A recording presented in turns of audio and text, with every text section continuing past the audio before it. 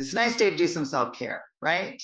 I think, Absolutely. Yes. especially, there's a lot of stuff going on in the That's world that could be causing some stress or anxiety or feelings. And so it's kind of nice that we're doing this today in a way, because it's yeah. will help us navigate all the feelings, right? All the feels, everything that's happening in the world. The collective energy is going through major shifts. And I think it's important that I just, before we jump into the material, is talk about that for a moment, because a lot of times self-care for me is about navigating the collective energy as well, not just our own, right? Our own lives have drama, but then we have collective drama or trauma. And so it's kind of, we get hit from multiple places, and so when we look at self-care, it's really a holistic experience, that you are really working from a whole place of soothing all aspects of your life, and aspects of your life that are associated and connected to the collective energy, because we all will feel it as well. And sometimes that is the densest energy we feel. A lot of times that is the densest energy that most people are feeling.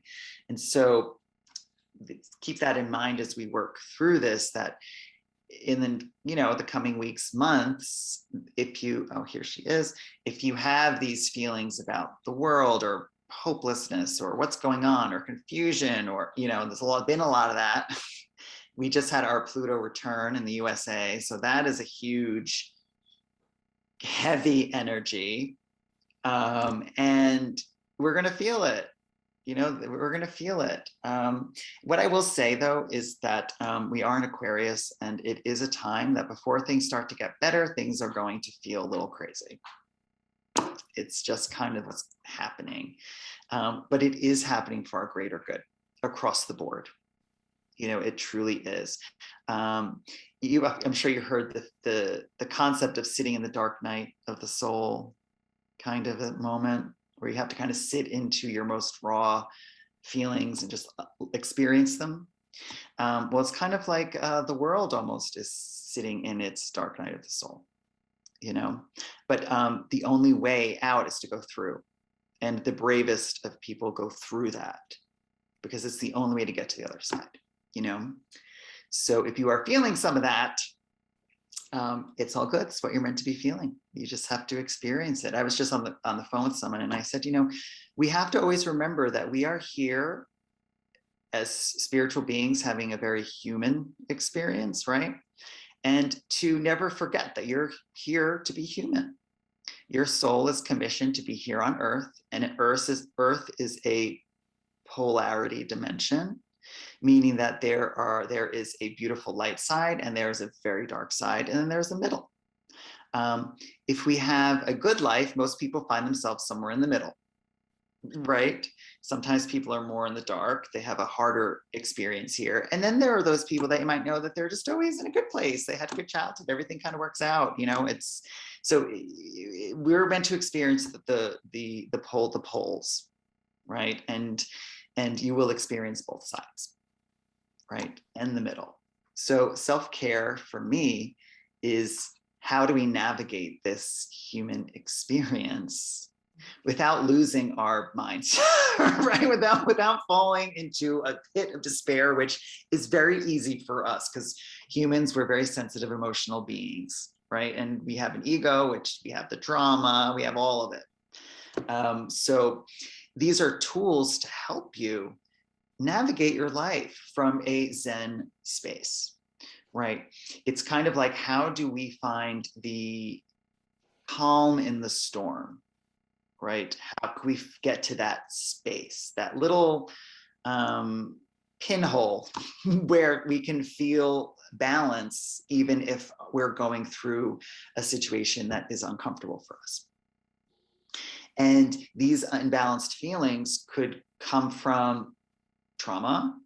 They can come from just interpersonal relationships, definitely family stuff. They can come from a deeper soul question, soul path, soul purpose. What am I doing here, right?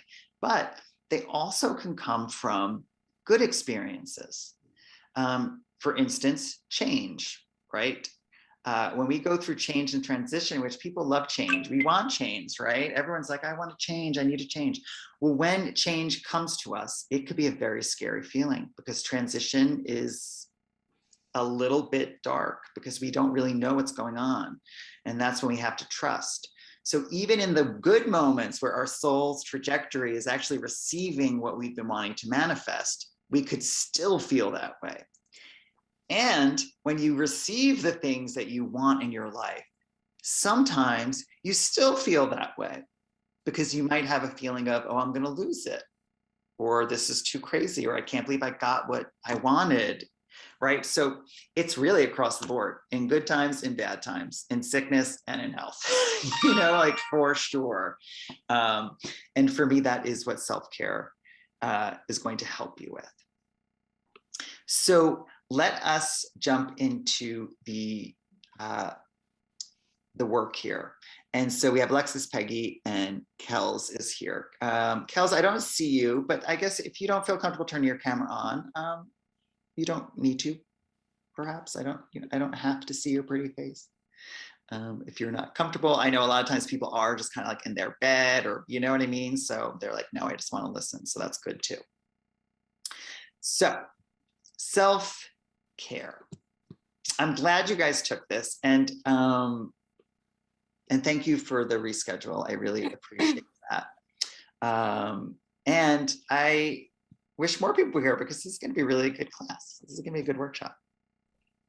So I'm sure you guys all practice self-care on some level, right? We are not careless people. It's a tricky time. It is a tricky time. But being, you guys take classes. I know you're on this spiritual journey, and just by doing this today is practicing self-care. So, obviously you are cultivating your spirituality, you're cultivating that side of yourself, which is important in self-care practices.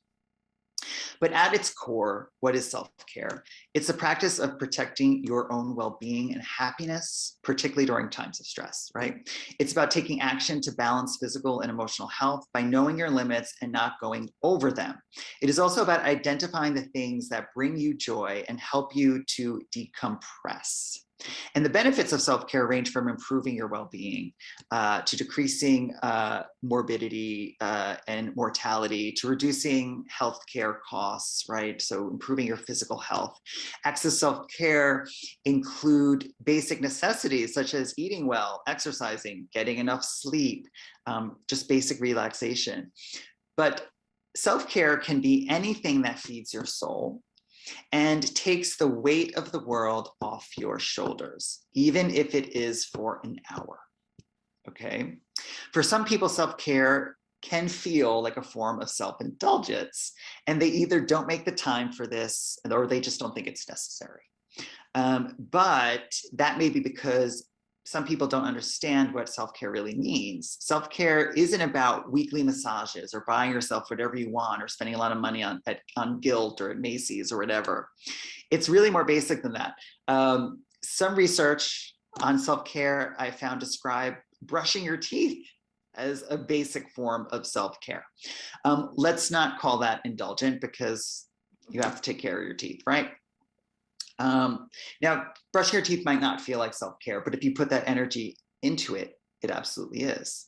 So what they're saying is everything you do can be self-care. Brushing your hair, self-care. Making your bed, self-care. So you can practice this pretty much every day. It is available to you every day. Most often you do not have to schedule something in order to care for yourself, right? So self-care and self-help, we've heard these two philosophies, right? Self-care's close cousin, let's say, would be self-help. And they are about being in tune with what your body and mind require to function optimally. In the same way you wouldn't ignore like putting oil in your car, you shouldn't ignore cues that your body is sending you. Study after study has shown the positive effects of looking after yourself, right? And we know the positive effects of that. Self-care and self-help are active choices. Just like lifting weights, you have to actively choose to engage the muscles you are training by contracting and releasing, right? Which is very active. An inactive approach does not work, and it really defeats the purpose of exercising. So if you're kind of just like, you're not going to get anywhere. For many, self-care can be as painful as a tough workout, right? Depending on the person and depending kind of where you are in your health, in your self-care journey. These behaviors are a product of your conditioning, social etiquette, guilt, pressure, family belief systems, and more. Why do I not take care of myself? There's probably a block there, a reason why you're not doing it. The idea that you come first is a complex one, right? Many of us, and I have a feeling this probably applies to many of you, do not put yourself first. You put a lot of other people first, maybe your boss, your family, your kids, your friends, right? You're the one that everyone comes to for advice. So you're always giving, but you're not really receiving. And that could really block us from self-care because we then feel uncomfortable giving to ourselves. Because let's face it, some of us really like to give to others. It's a positive experience, right? Unless it becomes negative. To put someone else's needs before yours is basically saying to the universe that you come last. I'm not, my feelings don't matter. It doesn't matter if I'm not happy, not happy. It doesn't matter if I'm not living my purpose, but as long as everyone else is, then I'm good. Well, the truth is you can help people move forward, but what happens is they end up trampling you. Everyone moves forward. Everyone finds something they need. Everyone gets the golden ticket, but then you're left standing there like, where's mine? And that energy builds up over time. And it could be an exhausting energy to feel. It absolutely could. So you don't matter as much as other people, right? These ideals are negative, and they really do have negative consequences in the long run. Self-care is preventative. Okay, it really is a preventative action as well. The more we do it, the more that we can kind of expect to live a more centered life, right? The more that we install this into our everyday. A life led without self-care is a tough one for some people. The more giving, loving, and helpful you wish to be, the more love, help, and cherishing you need to feed yourself. So I'm going to repeat that. The more giving, loving, and helpful you wish to be to others, the more love, help, and cherishing you need to feed yourself. Balance. You give to someone, you have to give back to yourself in some way if they're not, right? It's exchange of energy. This is all energy, really. You help someone who's going through a tough situation, sometimes that feeds your soul because it's your purpose. You want to help. You are lit up because of that, right? So sometimes for some people, and sometimes that will happen, but other times it could leave you exhausted, right? And so then you're saying, well, this person didn't help me. Let's say they didn't then work on my problems. So you have to do it, right? So then you need to balance out that energy. You give, you take, you give, you get, right? Back and forth. Has to feel that way. And self-care is the energy or the activity that will do that for you. That will do that for you. So it's like feeding yourself food, right? You have to nourish yourself. People who don't practice self-care, right? This is really in my opinion and my experience of working with people for the many years that I have. And by the way, welcome Amanda. Amanda joined us. Hi, thank you. Hi, how are you? We just started, so yeah. Yeah. I had to reinstall Zoom. It's a whole thing. Sorry. Yeah, don't worry about it. We just started, so just okay. You're good. Thanks. You're welcome. So if you don't practice self-care, what I've learned with people, the biggest things they suffer is they're tired. That's usually the number one. They're really just tired, burned out, that just feeling of being burned out, especially depending on what their job is. If you're in a job of healthcare at all, or social work or a therapist, or doing anything that is helping others, burnout is expected almost. You really have to battle that. People could be overweight or underweight, but they're not really taking care of their bodies as much. They could become forgetful, stressed out. They're not experiencing a grounded existence. They can feel disconnected from their body because they're so in their third eye and they're so in their mind and their rationality. They kind of just disconnect from the physical self, which is also feeling ungrounded. They could doubt things. They could disconnect from their intuition. They can feel sad. They can crave change, but not know how to experience it. They can feel abandoned or taken advantage of by people. They can lack insight about themselves. They can become physically sick, right? Stress can totally manifest itself into something physical. Mental exhaustion, spiritual paralysis, right? For many, anxiety or depression, especially if you are prone to these things or suffer depression or any kind of mental illness or disruption, you would experience more of it. Because if you do have anxiety or depression or any of these things, you need self-care. It is something that you need. And I can attest to that, okay? People tend to feel off purpose is a real big one. James, I don't know my purpose. What am I doing? I feel stuck. Well, you're never stuck. You're just probably not caring for yourself the way you should. A big one, there isn't enough time. You need more self-care in your life. I always hear, when am I going to do it? There's not enough time. And I say, oh, you're one of those. Well, guess what? There's absolutely enough time, and you're going to learn that today. People can feel disruption in their moods. They can experience, they can easily be triggered by people and things. So get angry quickly, right? Just they're not regulated. They can have negative thinking. Negative thinking patterns, especially if you're prone to feeling negative or thinking negative about yourself or the world. The yeah, but syndrome. Yeah, but, that's a bad one. I'll get to it. Yeah, but I can't, right? So the but is always the block. So I always tell my clients, cross out the but in your life. Right? If you find yourself always saying but, you need to omit that word from your vocabulary and just stay with the yeah. And instead of but, you say how.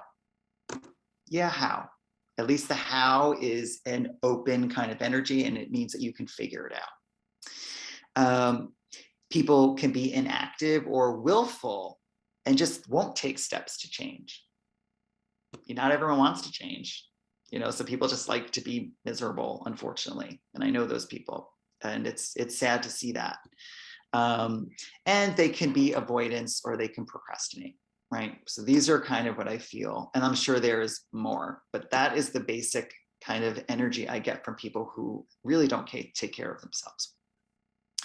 So when you neglect your self-care, I'd like to know what you guys experience when you are not practicing self-care, or if you don't at all right now. What are some of the things that you're going through mentally, physically, and emotionally? If anyone would like to just share, that would be wonderful.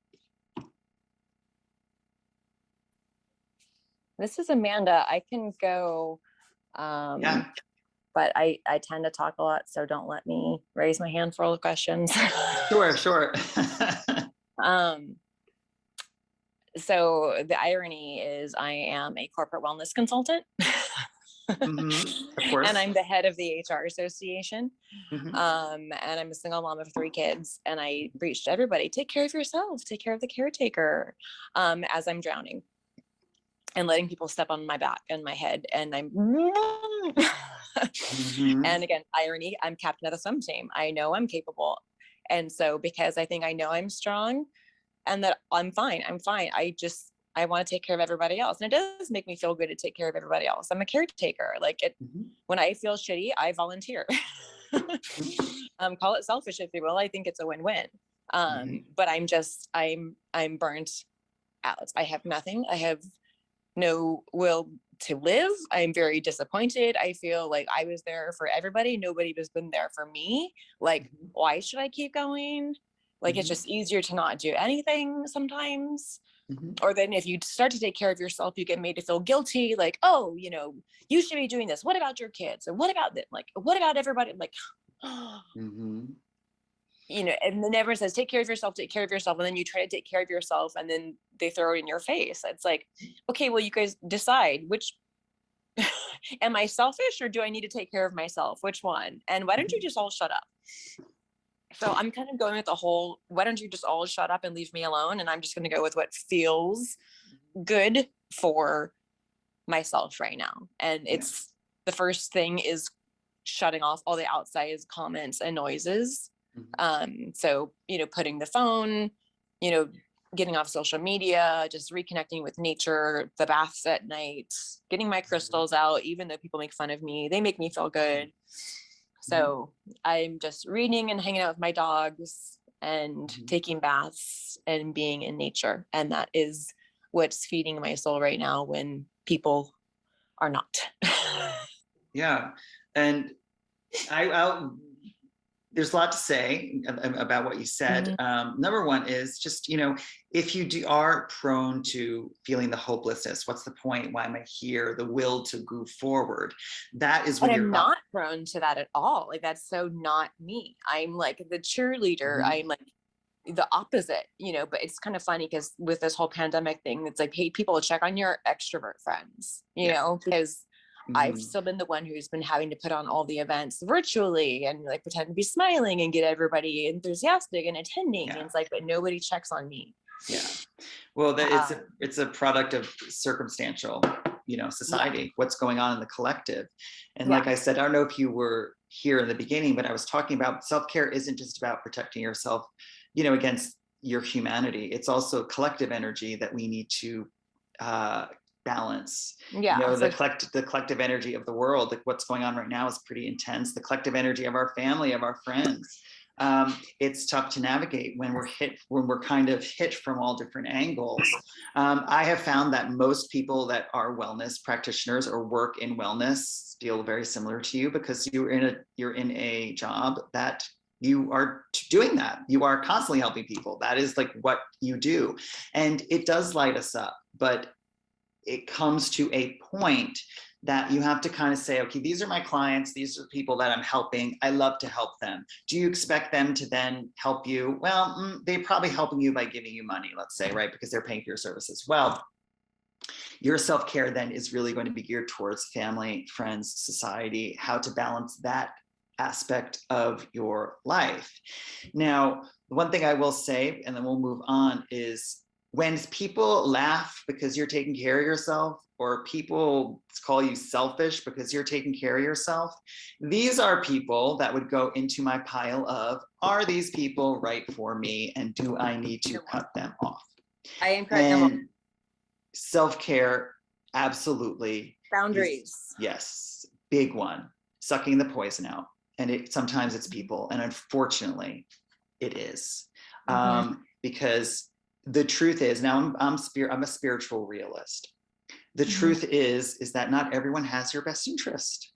Not everyone does. And that's just the truth. And those people don't really maybe want to see you succeed, or they just want to take from you, and they'll make fun of you because you have crystals. Well, these are the people that you're saying, they're not your tribe. Yeah, exactly. See you never. Yes. When you find your tribe and you start connecting to the right people, that will eliminate that. So you are giving an example of something that is in the world of self-care, but it's kind of a big one, right? It's a big one where you have to eliminate people in your life that are not best for you. And that's very hard for many people to do. Okay.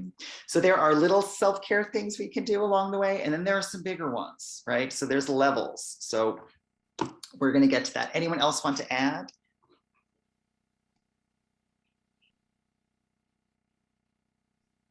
Alexa? Definitely I get like anxious in my head, procrastinate, avoid things. Yeah, because the avoidance is your way of self-care.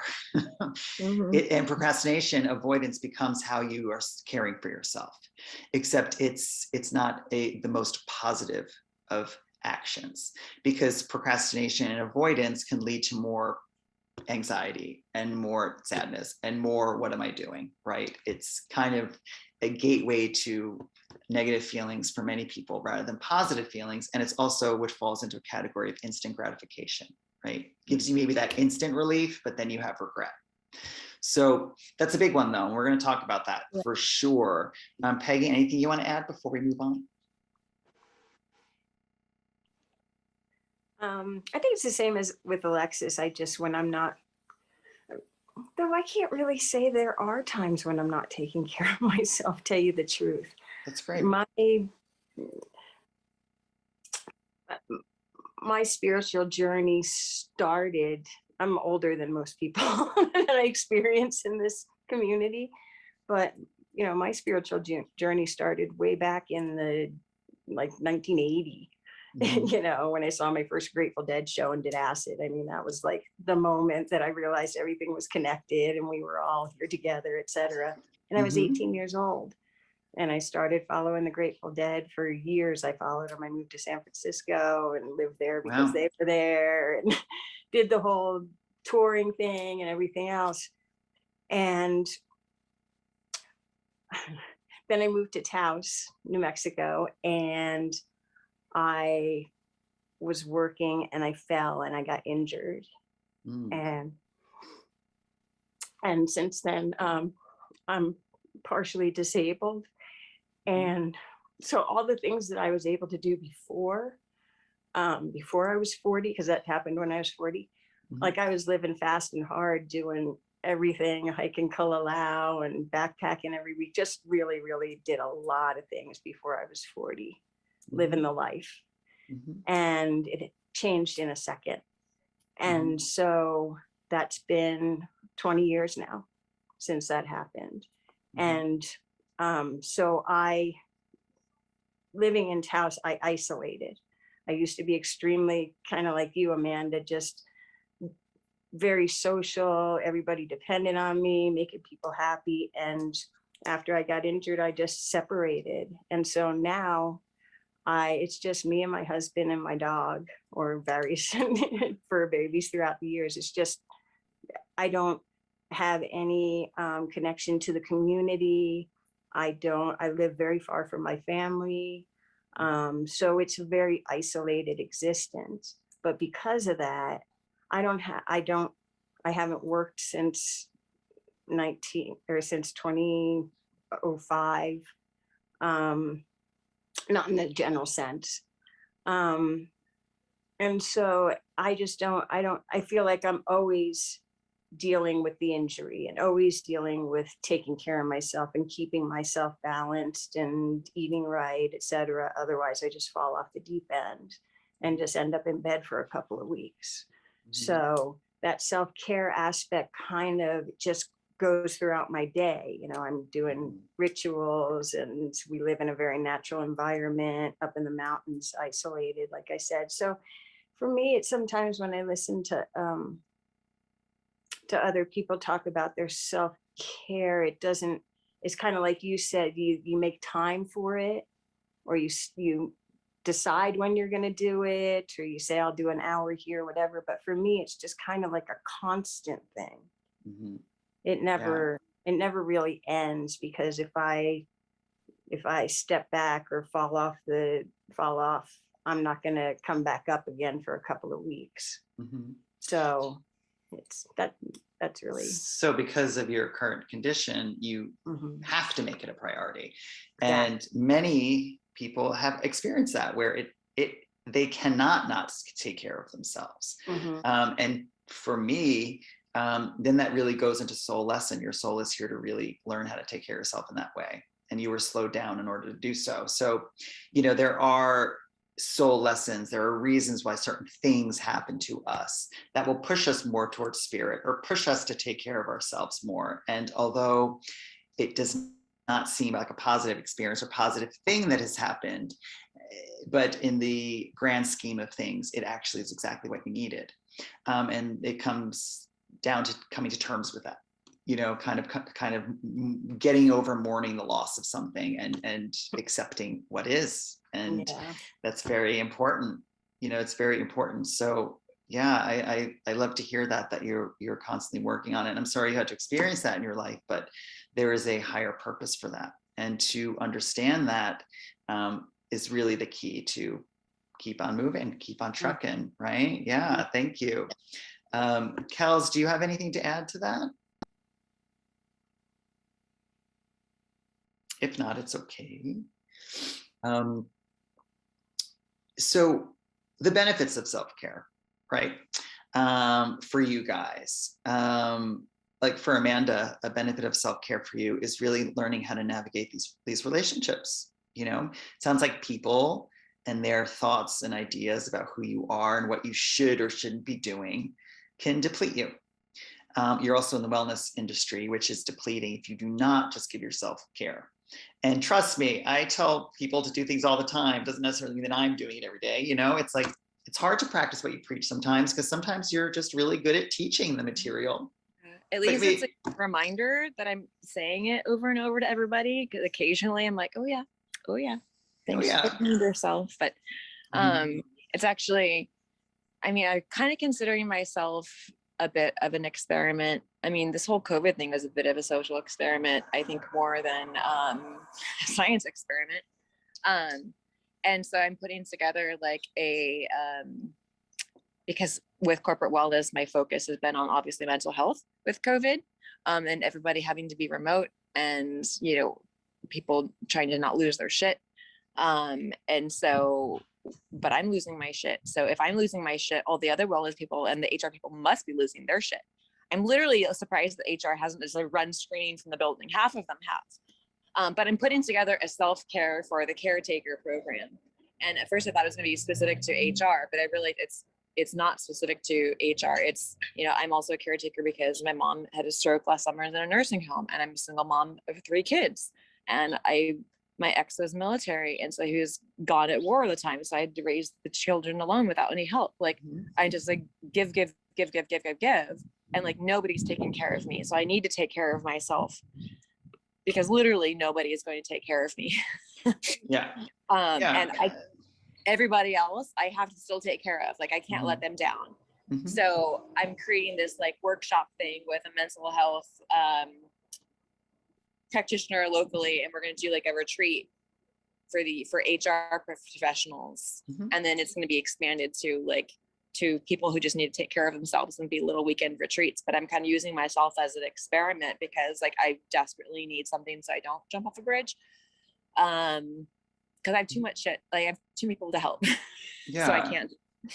No, I hear that. But you know, again, you know, when we are in the wellness industry, we tend to be the ones that need the most care, because and of the being reason. such a I'm so empathetic. Like it's so hard on the HR side too. Like hearing from my HR friends about their employees that have died from COVID, and then have people who are, you know, screaming at me about how their rights, and, you know, they're not going to get vaccinated or masks. But my mom's in a nursing home, and it's too much. You know, it's too much.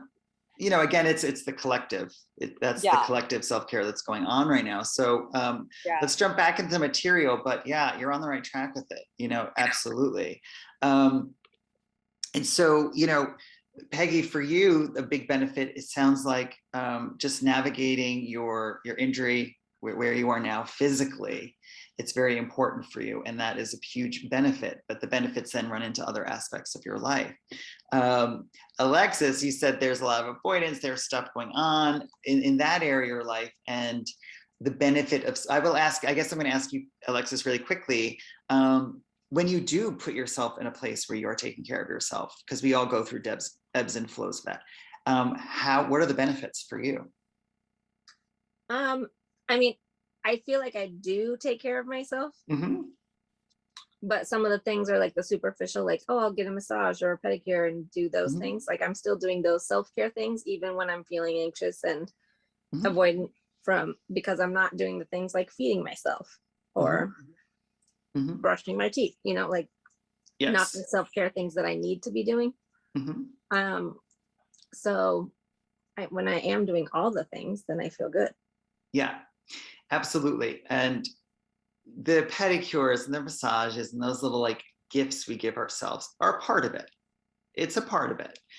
It's an aspect of self-care, but it's just one aspect, you know? And so learning how to take care of ourselves really it's more of a philosophy, a way of life, of, you know, of totality, rather than I'm going to go take a massage, which should be in your plans, right? Whatever little things you like to do that make you feel good.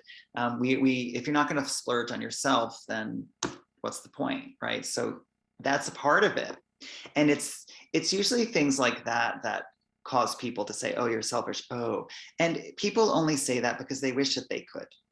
You know, when someone comments on your lifestyle, it's usually because they're not doing that. And there's either fear, jealousy, or whatever they're going through in their own lives makes them want to judge you. And so, you know, judgments is another part of self-care, you know, learning how to manage being judged and judging yourself. So self-care versus self-help. Okay, these are two kind of different things in a way. The two concepts really oftentimes get clumped together. In many cases, they are the same, but there is a really big difference. Self-help is a philosophy that has the need to fix something within yourself, right? You do something and you have to fix something. Something is off. You have to learn how to manifest. So you take a class in order to fix something within you that's going to allow you to do that. Many people have made a huge name for themselves in this market, like, I don't know, Deepak Chopra, Stephen Convey, Tony Robbins, right, to name a few. This workshop, for instance, is maybe a little more self-help because it's providing you with tools to improve yourself by practicing self-care, right? So think of self-help as the way to do something that you should be doing. Self-care is doing the thing. Self-care is more in line with the philosophy that you are perfect as you are, and you should be cherished because of that, okay? So people like Louise Hay, if you know her, Yogananda, New Thought, Christian Science, Ernest Holmes, many new modern spiritualists have this philosophy.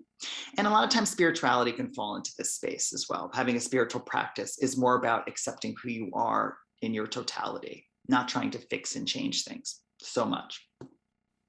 It's learning that you are already whole, so you don't need to fix things. And when you understand your wholeness, then the things that you are not doing will automatically kind of fall into line, right? It's more of a healing energy. So most often self-help is a gateway to self-care, but why not cut out the middleman and simply focus on loving yourself, right? When true love is attained, you will automatically practice self-care on the regular because it feels good. And you learn how to love yourself. So for me, self-care in a lot of ways is learning how to love yourself. And you don't have to take a Tony Robbins workshop to do that, right? Some people like to do that. And self-help is a really beautiful way in. But for some people, they get a little addicted to self-help and they don't necessarily start to go into the self-care aspect of self-help.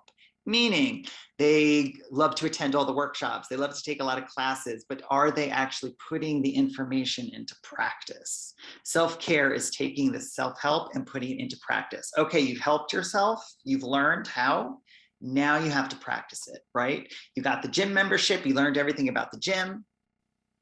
Now you have to actually go and do it, right? And so self-help could be a trap for some people, not everyone, but it can be. And it was for me for a while too. I got really interested in a lot of self-help, self-care techniques and spirituality and esoteric and metaphysics. You know, I went through all of that and religion even. And I noticed in my life, self-help became a little bit of an addiction. Like I was reading all these books but I realized I'm reading these books because I'm obsessed with buying self-help books. And I had to stop myself. Hoarding is avoidance. And self-help can sometimes lead people to avoidance. So we have to there's a fine line between the two. Self-love is also an active practice at first. You have to choose to do it and keep yourself accountable. But in the long term, it'll become easier and just more natural, like it is for some of you already, right? We have utilized both of these tools, okay, in our lives. And you all have, you know, Amanda is creating a self-help thing. So we're aptly all utilizing self-help. Self-help can energize, empower, motivate, and engage, while self-care soothes, relaxes, releases, heals, and promotes love and acceptance. Some spiritual or esoteric modalities can be used for both. Like if you like astrology, for instance, you can use that tool to self-serve and to navigate your life. Where is my moon? Where is the sun? You know, what should I do today? What should I not? It's a self-help tool. While you could also use it as a tool to heal yourself, like astrological healing. The same thing you can do for tarot or Reiki, meditation, religion, philosophy, the study of spirituality, right? They can utilize both self-help and self-care aspects, you know? So in terms of self-care, which we're really more talking about today than self-help, there's other terms for it, okay? So you might hear this term self-compassion, right? Self-compassion is about treating yourself with kindness, care, support, empathy in the same way you would treat your friend. It's more of an emotional attitude towards yourself and not a judgmental one. So even when you're not feeling so great about yourself, you're accepting the kind rather than the critical. There's a connectedness and self-compassion, as well as an understanding that life can be difficult, okay? And you will experience difficult situations, as we all have and are right now. But it does not mean that we can't be compassionate towards ourselves in those moments. As a matter of fact, those are the moments where we need to find self-compassion, okay? The long-term effects of self-compassion on the daily life includes a decrease in depression, increased happiness, increased life satisfaction, better physical health, right?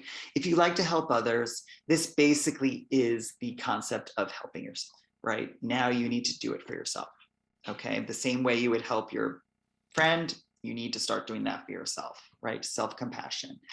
Another aspect of self-compassion, which is important, is it's okay not to be okay. Self-compassion and self-care is not saying that life is rainbows and sparkles and a big unicorn's gonna, you know, fly into your backyard and hand you inspirational messages. That is not what it is. That could be self-help, actually. Sometimes can go there. You got to be careful of that, because spiritual bypassing is a very big thing.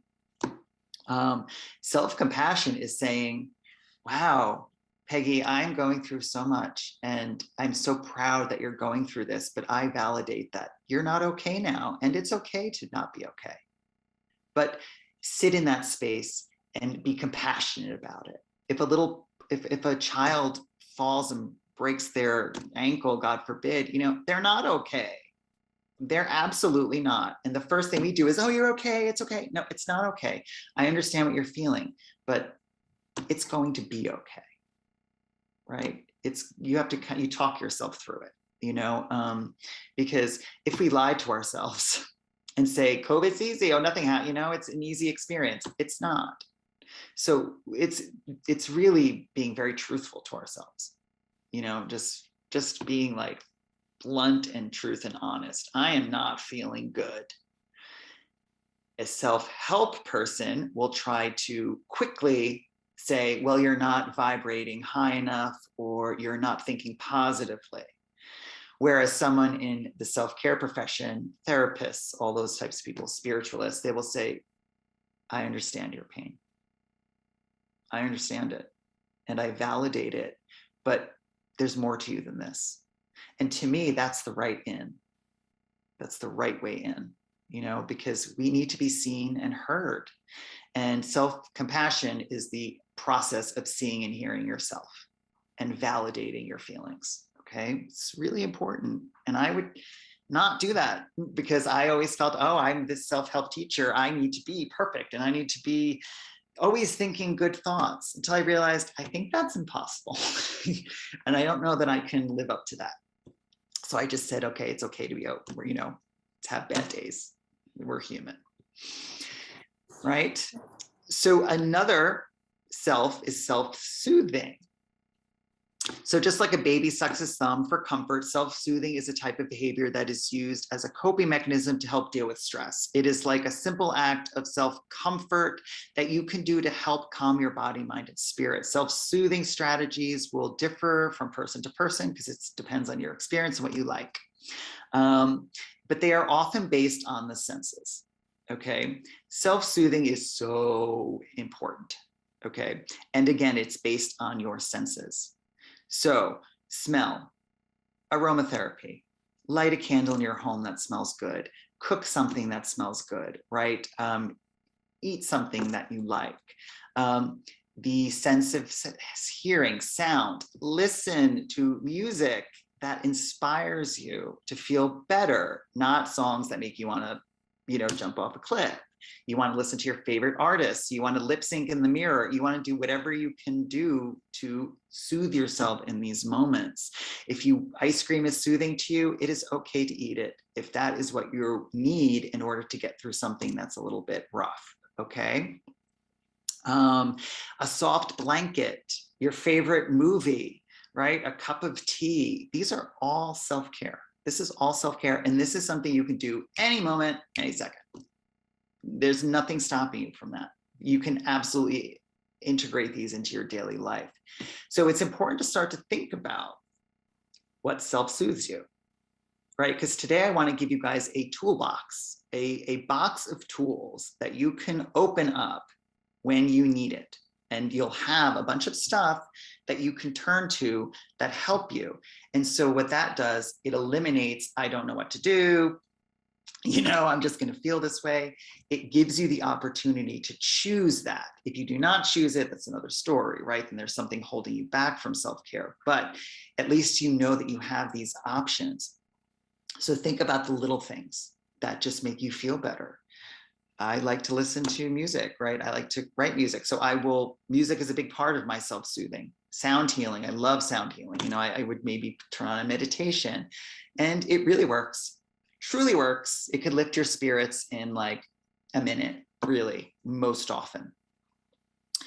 Self-soothing could just be smiling. Just smile. Smiling actually helps lift your mood, like scientifically, right? So that's a quick self-soothing tool. You might feel like an idiot, like you've had the worst day and you're sitting there grinning like a fool, but it really works. It's twisted, but it truly does work. It will shift your experience. Even if you start laughing at yourself, at least you're laughing, right? Another self is self-indulgence, okay? Self-indulgence is defined as excessive self-gratification. It's about being overly indulgent or permissive with ourselves and seeking immediate gratification at whatever cost. This is a dangerous one because it can combine a false sense of entitlement and a whole lot of hedonism. While every now and again, it's okay to self-indulge because we need to, like eat the dessert, buy the expensive clothing or take that expensive trip. If self-indulgence is left unchecked, it can lead to negative consequences like overeating, debt, addiction, all of those things that we want to kind of avoid. We don't want to stuff our emotions with false energy, okay? But sometimes we need to indulge a little bit because you deserve it, right? So that would be moderation. But I think about things that you like to indulge in. It's very important that you know,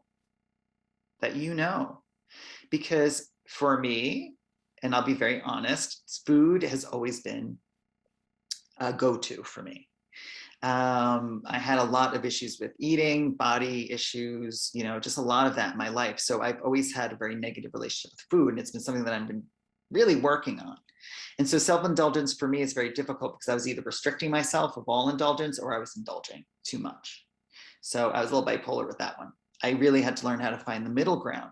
But that being said, if I really need it and I'm going through something, I know that a pint of Ben & Jerry's, it makes me feel good. And if that is how I find some joy, even for an hour, then it's okay to do that once in a while. You do get a get out of jail free card with that. You just have to keep it in check, right? So that to me is the one that's like, yes, but you have to check on it. If you have addiction issues, then obviously not. You're not going to turn to things that will promote that in you. You want to do it from the healthiest place. A really big one, self-love, right? Which is kind of self-compassion. Way self-loves mean valuing yourself as a human being, accepting yourself without conditions, having the high regard for your own well-being by nurturing it physically, psychologically, and physically. Self-love isn't just about instant gratification or narcissism, Amanda. It has nothing to do with that. It is simply about saying, I respect myself for who I am, what I am, flaws and all, right? It's about respecting yourself, knowing your worth. If people who do not own their worth, it's like wearing a t-shirt that says, I'm not worthy. people sniff that out. It is very, it's very immediate, meaning most people can tell. And you might attract people that want to help that, and you can attract people that want to take advantage of that. I tend to attract people who want to take advantage of it. Like Yeah. the narcissists. I say, I know what I bring to the table, so I'm not afraid to eat alone. Like Yeah. I feast. But I have a lot to share, but I won't be made to feel guilty about that. No, and that's And that's a boundary I need to set for myself, so I don't let those narcissists hurt me when I know I'm just trying to help. Yes. People. Yeah, and that kind of comes into the next one. You know, empaths, if you have empathic energy, you really do attract narcissistic energy, because they're polar opposites, and the narcissist needs the empath and the empath needs the narcissist, right? So we have to learn self-awareness, right? Self-awareness is comprised of two components: an internal self-awareness and an external self-awareness. This is an important self-care tool. Internal self-awareness is monitoring our internal world, how we see our emotions, strengths, weaknesses, behaviors. External self-awareness is knowing how other people see us according to those same factors. It's essentially a measure by which we evaluate and judge ourselves and our actions in accordance with our values and our standards, okay? It is painful to see people who are not self-aware, and it could be very icky for people who are aware. It almost feels like people are a little bit just zombie-ish, walking in the dark. Like you want to shake them, be like, aren't you aware of this? Aren't you aware of your anger? Aren't you aware how you're treating this person? But the truth is they're not. Some people, if you mistreat someone, you will then feel, oh, I feel guilty. I shouldn't have done that. Other people mistreat someone and they feel justified by doing it. And so they have a very different experience. It just means they're not self-aware. They don't know that it's wrong. And that causes war, that causes a lot. And we've seen a lot of people who are not aware of themselves in the past 4 years. It's like really being insane. Like people are just very blanketed with by the truth. So if you are not self-aware, you are most likely one of those people that they say, oh, they're not awake, right? They're still learning, they're still growing, they have a lot to learn, right? And self-awareness usually is something that is born through experience, right? With COVID, so many people are like, I didn't know it was terrible until they either are dying or their mother is. Oh, I didn't know it was like this. Okay, now I'll get that. I mean, they had no self-awareness because people don't put themselves in other people's shoes. It's either they're just about themselves, right? And that's negative. Being self-aware is also being aware of other people and other people's feelings, right? And being compassionate towards others. But it's really true. If you don't truly love yourself, it's very hard for you to express that to other people. And then we come back to self-love. That's why it's so important to go through that experience. Self-preservation. At its core, self-preservation is a protective instinct to act in our own best interest for our survival. Now, Peggy, this definitely is something that you have learned. It is why fight or flight mode kicks in when we are threatened or we have pain or we have fear, whether this is mental, physical, emotional. It manifests as a kind of internal coping mechanism that protects us from unpleasant emotional or physical distress that can occur in various degrees, right? In our relationships, in our everyday life. It's about putting yourself first and setting healthy boundaries that create emotional space for the sake of your mental, physical, and spiritual health. So this would fall under looking at toxic relationships, all of that. This is hard, and this is what most people lack because they don't put themselves first. It's the idea of if there is a plane that is crashing, right? Put your own mask on first, then you put your kids on, because you're no good if you're not safe. So you have to make yourself safe first, then you can be available to help. It's that concept. So while the word self-care may seem like some new concept to some people, it's been around for decades and used to refer to how patients could help treat or manage their illnesses, okay? And this could be mental illness, a decline in their mental state. This could also be physical, and it could be through diet, exercise, healthy lifestyle habits. These days, the idea is more broad and includes a lot of other self-oriented acts and thoughts. So again, Peggy, this could be you, and this really is all of us, but if you have to do it, because what you're preserving is maybe life or death, or you're suffering a mental illness, or you really do suffer, let's say, manic depression, you need self-care. You really don't have much options. You have to take your medication. You have to do things. And it could not feel like self-care, and it can feel like a punishment sometimes, or, oh, why me? Why do I have to do this? But what you're really doing is it's forcing you to find that self-compassion for yourself, self-love. It's forcing you to find self-preservation. You have to be self-aware that what's going on with you. It's self-soothing, right? If you suffer these things, you have to learn how to soothe yourself. So self-care is oftentimes built into people who are suffering in those physical, mental, and emotional ways. And if they're not, those people could be in more trouble, bigger trouble, right? It's kind of like it's the only way for them to survive. So are there pitfalls of self-care, right? Is there a downside to the practice of self-care? Well, there is a downside of self-improvement. There absolutely is, right? Our books are telling us how we can improve. Social media feeds are showing people living their best lives ever. Technology is tracking all of us, right? You are more knowledgeable about yourself now than ever, because you can take online tests, heart monitors, you could track everything about yourself, including your physical health, how much sleep you get. I mean, everything is a computer now. So you're not relying so much on yourself as maybe machines and other things to tell you what to do. And if we stack all that up, it could be a very negative experience, especially for like the generations, the millennials, or those that are born and all they know is technology. Another one is the quest for perfection and optimization, right? And this is important because when you start the self-improvement journey, you could start to beat yourself up about it. Or it could be something that you start to measure yourself up against other people's, what they're doing in their journey versus what you're doing. Oh, I had negative thoughts, I must not be manifesting. You could start to beat yourself up, like, right? And that is like a no. And that's why self-help is a little bit, we have to be on the border of that, because the live your best life now, eat, like live, laugh, love, that is what we call spiritual bypassing. It's created to move us away from the truth of what's truly going on. So we'll buy the books. So we'll need that person or thing in order to feel good. Okay. It's spiritual marketing.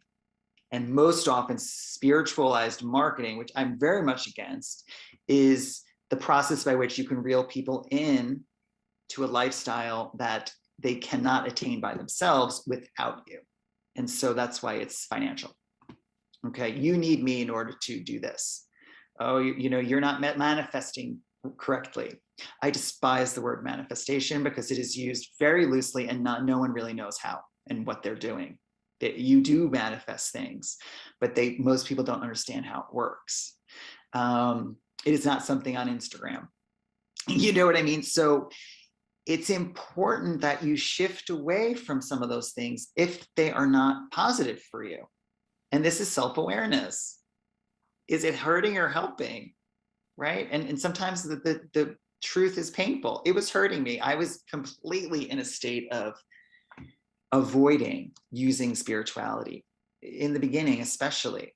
I grew out of that and I learned quickly that that's not the case. But my guru, when I was learning all this in New York, she's like, wow, James, you love the smoke and mirrors. I mean, I was acting, I went to acting school. So I'm like, yeah, I love the drama. She's like, but spirituality is not about the smoke and mirrors. It's not about the crystals and the books and the journals. And it's about the heart. And if you can't get there, there's no book that's going to show you how to do it. It's like, you have to go there. People can push you or kind of give you ideas, but if you're not doing it and you're relying on spiritual tools to help you to get there, you're missing the point. And I was like, oh, I don't want to be a fraud, and it's not that you're a fraud. A lot of times spirituality, especially spirituality in terms of Western spirituality, is a way in. I always say yoga in the West is, I want a good body. It's very kind of basic. And I worked in yoga studios and did yoga training. So I'm not trying to, put a needle in yoga teachers at all. But for many people who are drawn to yoga, they're drawn to it for a physical reason. But for others, it is a gateway into something deeper. And I know a lot of people that started yoga for physical reasons and quickly understood the mental and emotional aspects of it. And it kind of opened up their spiritual journey. And so there are gateways. There are gateways. It's just you have to walk through the gate, right? So how to practice all this? How do we do it then? What does this mean? How do we implement this into our lives, right? There are lots of ways you can do self-care. And for many people, it's individual. But if humans came with manuals, right? If there was a manual how to be human, I'm sure a lot of this will be in there. And so as I go through these, I want you to start thinking about, do I need this? Is this something I'm lacking? Right? Start to really think about what you need to start adding into your days. Now, sleep. Sleep is very, very important. It is vital.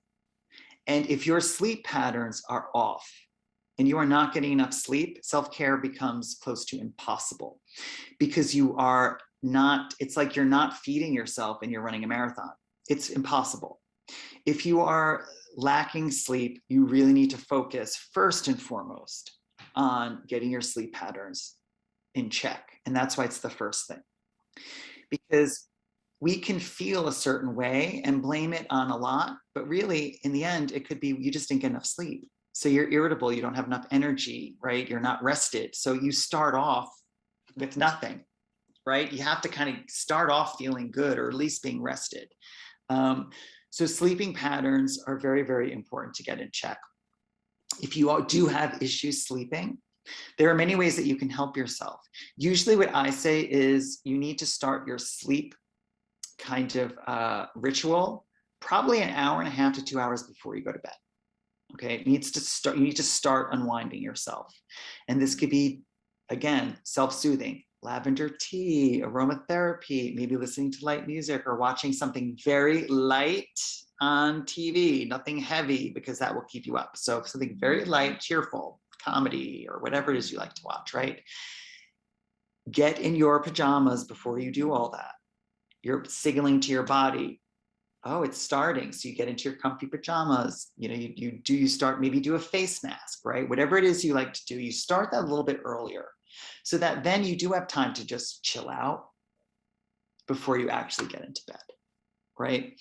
So it's, what are you doing to yourself before the actual moment of sleep? I am a night owl. I can tell you, I stay up late. It's my entire family does. It's like, I like the night, I get stuff done. But I still make sure I get enough sleep. I do. I still make sure that if I'm not going to get enough sleep, then I do need to go to bed earlier that day. So I monitor it, it's just me. And sometimes you do have to work with your personality a little bit. I know that I'm not a go to bed at 10 o'clock type of guy. It's not going to happen. So I kind of put myself on my schedule. It works for me, but I make sure that I get enough. And if I'm not, then I tweak things. Okay. So that's important. Healthy eating. Okay.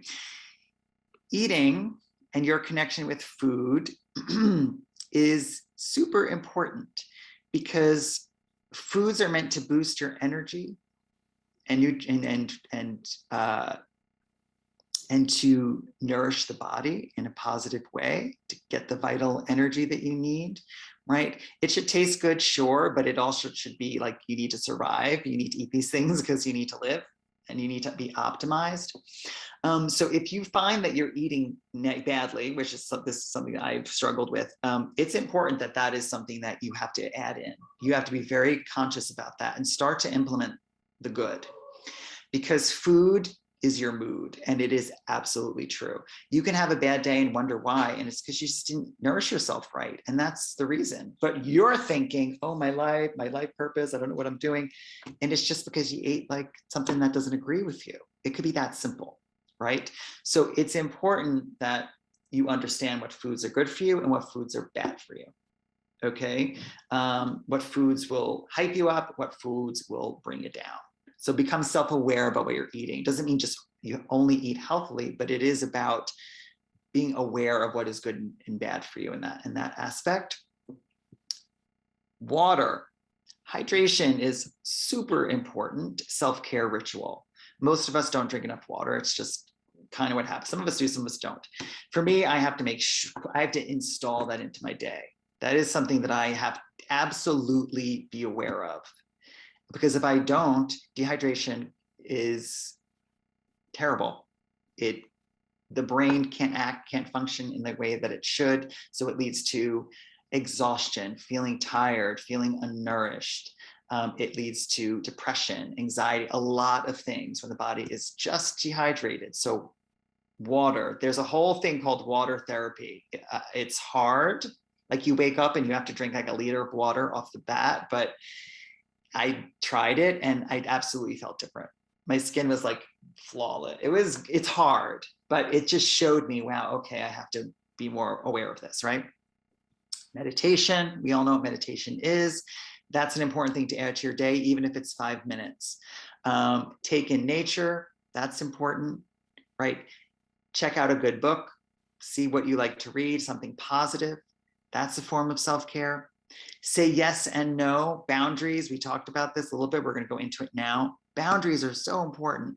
I was taught that no is the most spiritual. I think Marianne Williamson said this. No is the most spiritual word because no one likes to say it. It feels icky. Hey, can you help me move? Who the hell wants to help someone move? You're going to say no, but most people say yes, and then they resent it. It's okay to say, you know what, I can't extend myself that today to do that, but I can help you in another way. Boundaries with people. People, you need to give people boundaries or they'll walk all over you and then you blame them. But in reality, you never like told them the tea. You never expressed yourself. People aren't mind readers. They're just not. If you don't tell them, they don't know. And that's how you will give people the benefit of the doubt. I learned a great phrase, if I can share with that. Yeah. People will treat you how you let them. Yeah. So don't let them. Exactly. If you're not making your wishes known, making your wishes known, I think, and making your boundaries is a huge part of self-care. And that's what I'm like learning right now, because they will walk all over you and then you can't blame them for walking all over you when you never made your own boundaries. And then every time you let somebody cross those boundaries, you're disrespecting yourself. Yeah. So but learning to stand up for yourself when people do cross your boundaries, I think is something I'm working on. Yeah. So and that falls into self-compassion. It falls into self-love, self-awareness, self-preservation. It really knocks off all of those, right? You're really working on all of those aspects of the self just by creating boundaries. Another great boundary is a lot of times I would say yes to, I'm invited places. I'm like, yeah, I'll go. Yeah. But in reality, I really didn't. And I started to learn, like, if I really don't want to go somewhere or do something, it's okay to say no. It's okay to say, you know what, that's not for me. I'm good. Because then I'm not resenting the fact that I had to do it, right? So these are the types of things, boundaries usually with other people and experiences that you're letting into your life. Make times for friends. And Peggy, you might fall into this, is we need interpersonal relationships. We need a tribe. Humans are social beings. We like to socialize. We are mammals and we are very social mammals. We like tribes. If we are isolated from that, it does have very negative benefits. It absolutely does. It could do something to us mentally and emotionally.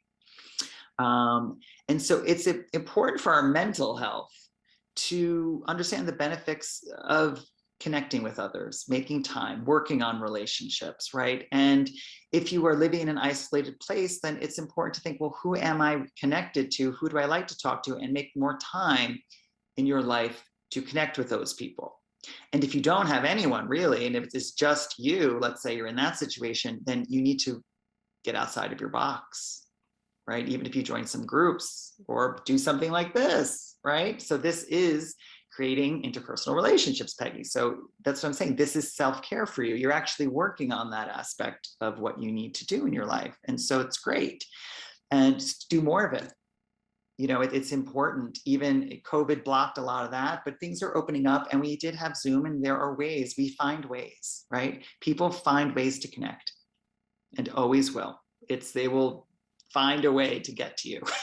You know, This is the thing with COVID for me, was that with all the horrors that COVID brought with it, put that aside, for me, COVID had positive aspects because it taught people what I live every day. That isolation for me wasn't difficult. All the people going through, oh, I can't take it, I'm stuck inside, I'm da da da.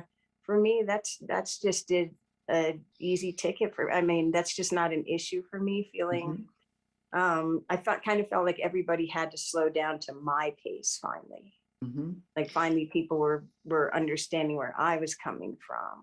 Yeah, so, that's absolutely what happened. And it changed people's lives. The Great Resignation, so many people I know have changed the way they are or understood the importance of getting to know themselves and to slow down and to deal with stuff. A lot of things came up for many people, good and bad. And that's what it was meant to do. And it really did shake things up, but for the better in a lot of ways. You know, I feel that. And it was a collective experience. And when in a collective experience is something, every person needed to experience it, you know, in some aspects. The universe wants our souls to expand. The universe wants it. It's available to us. It's just we're in a dimension that it's very hard. So when we have an opportunity to do that, take it, because it doesn't come often. Time doesn't open up often for us. And this really did a lot to people. For some people, it kind of took them into a darker place. Conspiracy, falling in line with, you know, insane ways of thinking. And I just can't even, you know, but it made some people who are awake aware of the people who are sleeping. And so there's the divide. So it started to do that as well, you know, one of the things. But COVID definitely, I feel, allowed people to start to care for themselves. Started to give people the opportunity to understand that self-care is very important to living an optimal life and living in a joyful space, right? And that leads us perfectly into our next one, getting to know yourself better. Some people, yeah, we're having a lot of issues with COVID because of the isolation. I work from home. That aspect was not bad for me. I really utilized my time. You know, so for me, like you, Peggy, I was okay there. But I had friends who were bouncing off the walls. And it was like, I was like, you know, relax, go inward. They weren't ready for it. So that's okay. But when they decided to start to understand that that was an energy that wanted to happen, they changed. Things happened. The FOMO went away, you know, the fear of missing out. Well, guess what? No one was missing out on anything because nothing was happening. So that was taken away. You know, that was taken away. And taking a social media break, that's a huge form of self-care, because social media could be very antagonizing when it comes to your mental health and your actually, I think, all your entire scope of your health. Another form of self-care is daydreaming. Daydreaming is super important because letting your mind wander is linked to intelligence and mental health. And it doesn't matter what you are daydreaming about. So don't feel guilty if you do that. Most people who don't daydream, they don't allow themselves to see the bigger picture of things. They feel limited and not limitless.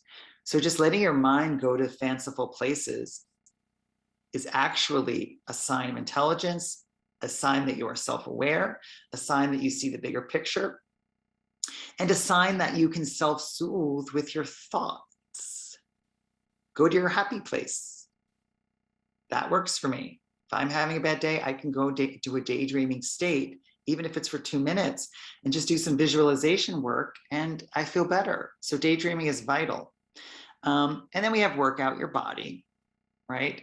When you work out, you release like the happy chemicals. We understand how that happens. So working out is great for anyone, for your anxiety, for your depression. It keeps you strong, keeps you healthy. It's amazing preventative self-care tool. So finding moments where you could move your body, whether it's dance in any way that you can, is also important. And then we have things like energy work, Reiki, other energy medicine, things like that that people like to do to find decompression, right? This might not be something you do every day if you're not a Reiki practitioner, but you can go get these treatments done. Acupuncture, all of these things. So this is what I want you guys to start to think about, because this exercise is going to help you determine what type of self-care modalities you need to embrace, okay? So we need to look at our top long-term self-care goals, not the little things like daydreaming where you could just feel better. So kind of taking self-soothing out of the equation. Self-care for some people is wrapped around goals. It is wrapped around things that they want to accomplish. And we do have to look at that. So top self-care goals usually match your values. So I'm going to give you mine as an example. My long-term self-care goals is to be creative, right? That's a big goal for me, creativity. To self-love, it's a journey. So that's a long-term goal. I really want to work on that. To be grateful, to always be in a state of gratitude is a long-term goal. Travel, I love to travel. It does something to my soul. So that is a long-term goal. Travel or experiencing more, right? Having life experiences rather than buying objects. Helping others, right? That has been a long-term self-goal for me because it is vital to my care to give. Financial stability, that is a long-term self-care goal, because when you don't have money or you lack money, you can feel unstable, which leads to a lot of negative feelings about yourself. So being able to take care of your needs is very important for everyone.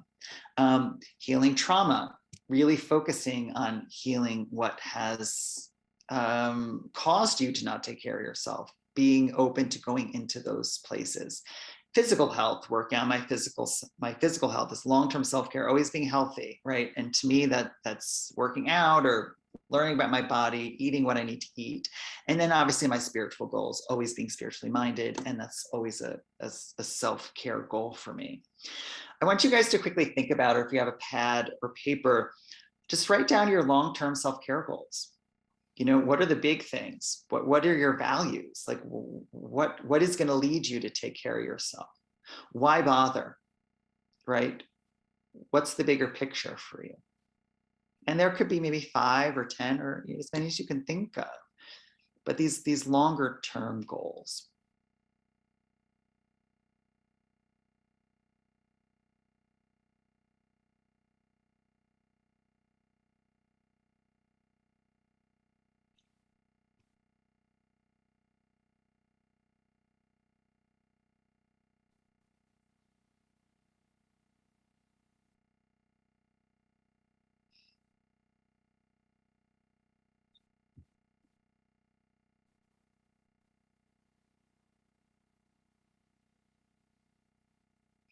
And having this list, this is like the master list. And then from here, you could start to understand and be more self-aware of things that you have to do or implement in your days in order to achieve these goals, right?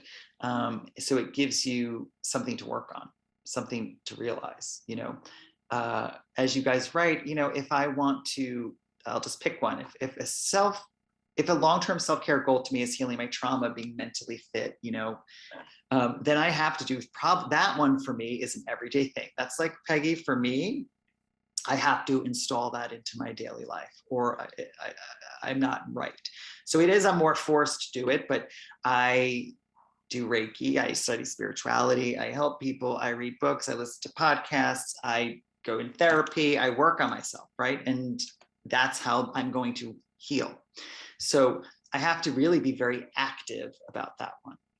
And so there's a lot of things I need to do in order to meet that goal, and so it shows me if healing trauma is a self-care priority, then there's going to be a list of ways that I can achieve that. And so the next thing to do, if you have your master list, is, and you can start it here and then, do it on your own as well. But under each master goal, list as many ways that you can bring self-care into your week or your day to achieve that. How can you achieve that goal? And then there needs to be a bunch of self-care tools that you can do in order to help you achieve that.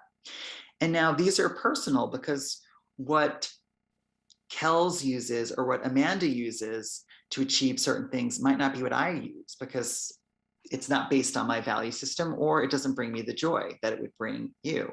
So these are personal things. Now, a lot of what we talked about so far are absolutely ways, but you will have personal ways, little things you like to do, maybe even in secret, that help you out, so it's important to do that. And my advice is always, you have about 10 things under each category that is going to help you achieve that goal. And the goals could be very, they don't have to be something very concrete, like creativity, gratitude, travel, helping others. These are all kind of broad terms. And these long-term goals should feel a little more broad to you than, by next year, I want a new job. Although that could be helpful. I think if you want to change a career, there's definitely self-care things that you can do to help you, right? But we're not making a to-do list. This isn't like send my resume out, unless that is self-care for you. But to me, that falls into, I need a new job, so I need to do this. So we're not really looking that. This is self-care,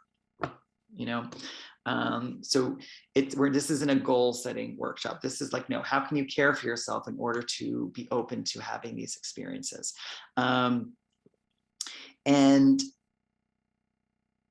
would someone like to maybe share some of their long-term goals when it comes to their self-care based on their values or what they want to achieve?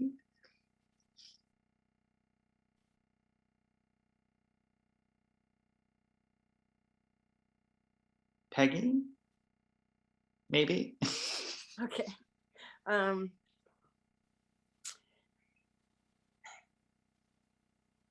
lot of this stuff I've been working on for a long time. Of course, yeah. The physical part, one of my goals is to achieve a level where my pain is consistent and not up and down. And that's what I work on. Actually, every day I work on having some kind of consistency so that, and the things that make that happen are things like eating well. Like, I'm a vegetarian with vegan tendencies, I always say, because I eat vegan a lot. Okay. But, and I have been since 1984. I mean, it's kind of, I just want to get to a state where it's not the up and down. That this is a long-term goal. And like I said, this has been, almost 20 years now where it has been this. I've probably done 20 different therapies to try to find the thing that will get me out of this pain. And it just kind of got to a point where I just stepped back from it all and just, like I said, isolated and tried to just deal with everything myself. And so that state of just being consistent is something that I really have to work on all the time. And that's why they're long-term goals. Most likely these things you are feeding already, right? Because they're like long-term goals. You should be. Maybe some people aren't necessarily. But that's why there needs to be more than one. It can't just be physical health. That's an aspect of your self-care long-term. Yeah, but when your physical health keeps you from doing anything else. Yes, it should be on top of the list. But there are many other long-term goals you can have that people can have if they can't even get out of bed. And I think it's important to know that, yes, a part of you is experiencing like physical trauma, right? But there are other parts of you. There are other aspects of you. And, you know, spirit being spiritual, you know, creating a spiritual connection. That's a self-care that you can also focus there. What are the things I can do to enhance that? You know, making connections. And that's why it's important to be self-aware about that, because then you expand who you are, and you start to love your. Self-aware about it. Mm-hmm. I just don't think that I always have the ability or the energy to do the things that we're talking about. Mm-hmm. You know, it's one thing to say, oh, just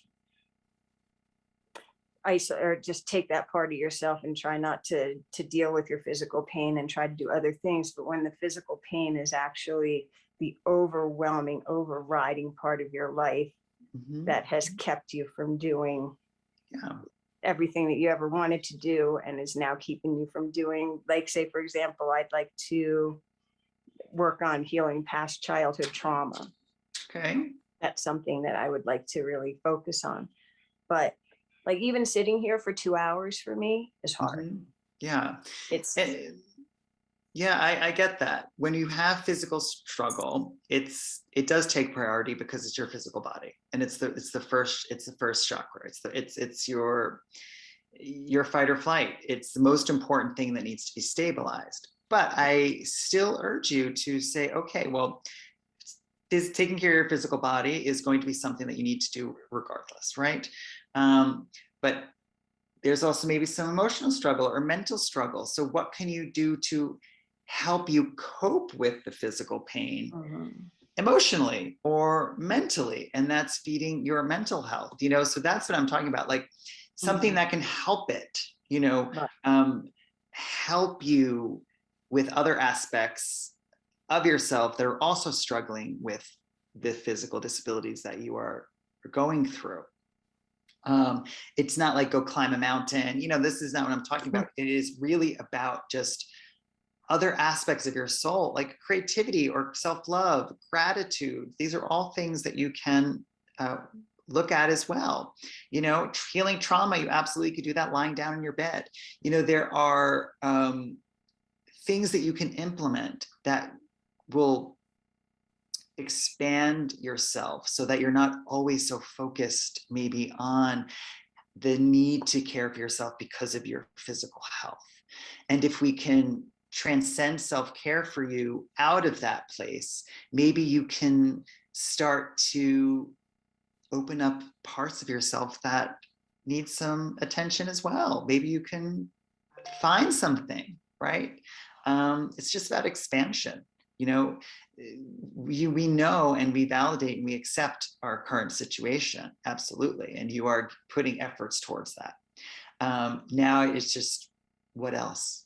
You know, what else? And you name some other things. You know, you name some other things that you absolutely can put efforts towards. And as you do that, your life starts to fill. You do start to feel more full. It is not, you don't feel as isolated or stuck because you are expanding. And we feel more joy normally. The name of the game here, guys, is joy, right? It's really joy. How can you add more joy into your life? That is what we're really talking about. It's a very esoteric kind of energy. If climbing a mountain is something that will truly bring you so much joy, and that then could be maybe a long-term self-care goal, and then you would make lists of, okay, like what are some self-care things I need to do in order to achieve that? Maybe it's working on your fear, right? It could be that. But Kel's asked a question. I want to know what we can do to be more patient and not assuming a situation, however, allowing time to show the response of the situation. So it sounds like you jump to conclusions or you respond too quickly.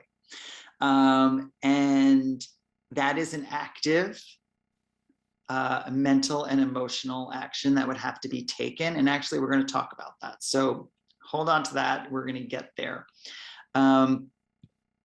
Actually, right now. So now that you guys kind of have an idea of the core self-care things that you want to work on, it's really going to kind of narrow things down to and say, well, these are the important things in my life, and these are the things I need to start to implement. Now, building your self-care practice. I know how busy life can be for us and for all of us. So when it comes to self-care, here are practical ways to incorporate it into the everyday, things you could do at every moment. Other things that are self-care oriented, you may need to pencil into your schedule, right? So there are things that you could do every day, any moment, and then there are things you need to pencil in. The things you can do every day and every moment are going to fall into self-soothing. It's very important to have a toolbox of like instant gratification self-care practice that can pull you out of a rut at any moment, okay? And some of these include meditation. Now, self-care for meditation could be 5 minutes. You don't need a lot. It could be 5 minutes in the morning, 5 minutes before you go to bed, or just 5 minutes in the morning. And you could easily just practice. Very easy meditation is taking in a breath through the nose, holding for 10 seconds, and exhaling for 10 seconds. And you do that 10 times. And that could be it. So breathing. Breathing is healing. It's very important. It de-escalates your nervous system. So it really works on soothing the nervous system. So if you get anxious or impatient or overwhelmed or stressed out, I have no time for anything, I react to things too quickly, that will be very helpful for you. Affirmation is something you can do at every moment. Today, in every way, I am perfect just as I am. Right? That's a beautiful affirmation. One of my favorite affirmations is I let go, I surrender to God, and I live peacefully in the flow of my life. And I used to be a person that would get anxious and I'm not doing enough, and I push, I push to make things happen. And when my spiritual teacher gave me that affirmation, I would literally say it like 100 times a day. I let go, I surrender to God or the universe, and I live peacefully in the flow of my life. It's to get us just back into the flow, getting back into the groove. You can say that at any moment. I love and approve of myself just as I am. You could say that at any moment, anytime you feel stressed, right? If you jump to conclusions or you overreact, then there is a method we call stop. You can practice this method, and it's you stop, you don't do anything, you take 5 deep breaths, you de-escalate the situation, and you proceed mindfully. So you don't overreact, you take yourself out of the situation, give yourself space, wait until you feel more calm, and then you proceed mindfully with awareness, right? So that is, I'm not going to overreact or be too reactive or go into a place of anger or impatience or worry, right? And you can use that technique at any moment. Gratitude. Gratitude is a beautiful skill, being grateful for what you are and who you are and what you have. I practice gratitude every night. I go into my mind and I thank God for everything that I experienced that day. I make sure that I kind of go through the day a little bit and say, what am I grateful for, even if it was a crappy day? Gratitude journals are great. I think gratitude is one of the most beautiful spiritual tools we have, and you can do that at any moment, okay? Mindset work, thought challenging. You're at work or you're at home. Oh, I'm a failure. Well, maybe you need to stop and say, well, am I? Am I really? Or is this something else? And challenging your thoughts, your negative thoughts, could save you from spiraling into anxiety or having the need to practice some major self-care, right? Preventative, right? If you meditate because your mind goes to the negative, then maybe you need to work on the mind so it does not go to the negative, so maybe you don't need to meditate as much. Music, your favorite song, you could do that any moment of the day, right? Have a list, get 3 songs that make you feel good and have that be your go-to. Laughing, so connecting with people and laughing, super important. Nurturing yourself, so self-soothing if you need to do it, something that just makes you feel good. Practicing mindfulness, right? So using breathing techniques, being mindful of your thoughts, of your action, right? Stay in the moment, practice being in the moment. Prioritizing pros and cons. If you feel overwhelmed, stop feeling overwhelmed. Self-care is saying, okay, these are the things I need to do. These are the things maybe I don't need to do today. Give yourself a plan. That's self-care. If you're a person that gets overwhelmed, it's important for you that you do that then, right? Or else you're going to feel scattered, right? So sometimes making lists of pros and cons or things you need to do is important for people who need the schedule. Okay, so that could be a personal thing, but it's important. Muscle relaxation techniques, right? And this could be undertaking a break.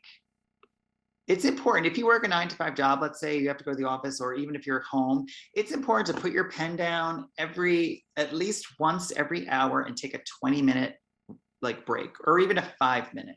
It's important to have a couple of those in your day. You don't want to work straight through because you will burn out. So when you feel you're starting to burn out during the day, get up, go get some water, walk around, maybe take some deep breaths, and then go back to work. Because if you deal with like work stress, it means you're not taking time in between to really de-escalate, and you need to come back to yourself, and that can help. Okay. Part of self-care, by the way, could be leaving a job if it's toxic and it's too much for you and you're miserable, right? That's like a long-term goal, but it's important while you're working to work with your personality and know when you need to take breaks. And during that break, you can meditate, you can do mantras, you can do affirmations, you can drink water, you can eat a healthy snack. I mean, there's a lot of things that you can do. And again, these are things you could do just any day, every day. Change your body temperature. If you're having a rough go at it, go splash some cold water on your face. Or sometimes I just get ice and just put it on my face. It literally works. You will snap out of it. That's why they, it's like when someone's freaking out, you slap them because it snaps you out. And sometimes you do need to snap out of the feeling, like, snap out of it. And so just throwing that cold water on your face can help you. I know it's crazy, but it really can.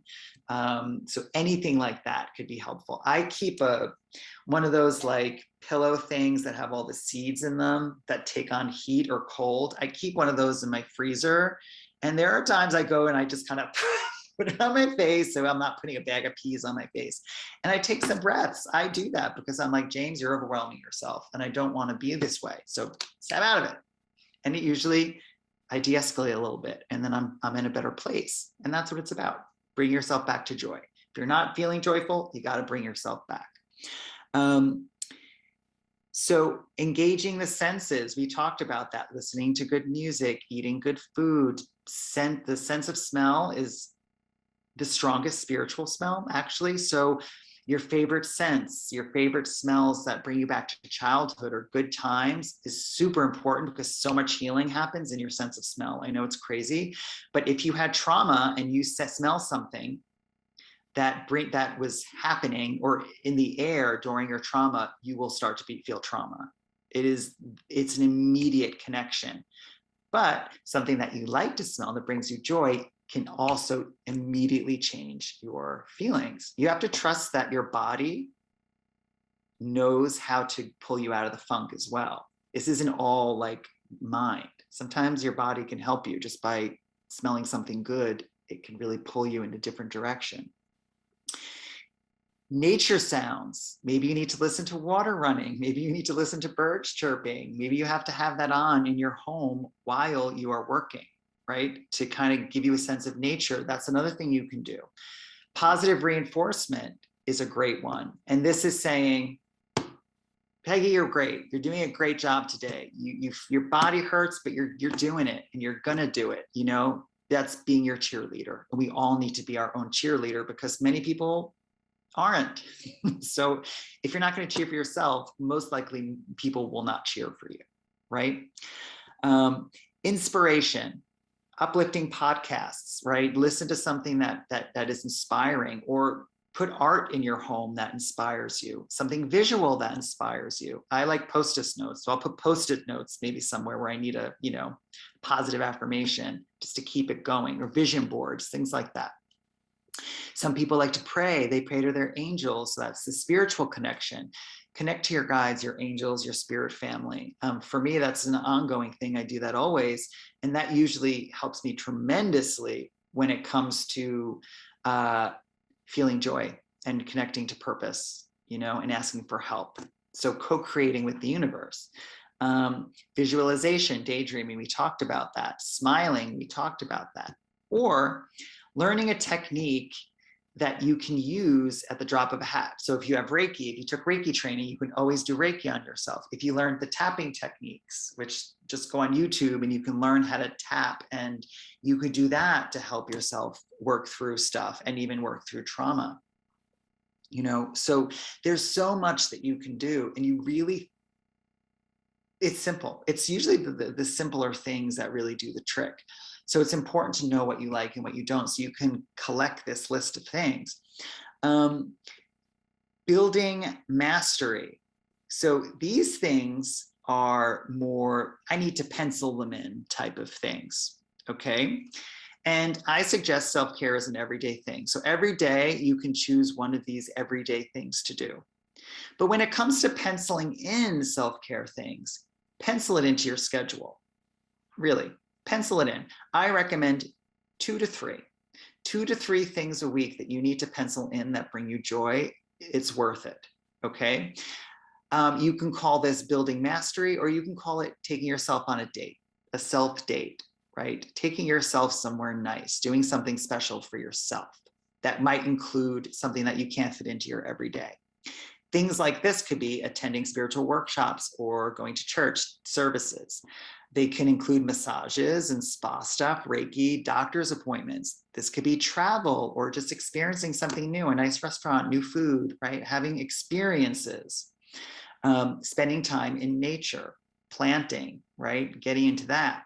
Joyful socializing, right? Working towards your goals or dreams. Sometimes you have to pencil that in. Okay, today I'm going to write, you know, I'm going to, if you want to write, be a writer. Say I'm going to write for 2 hours, right? You pencil these things in.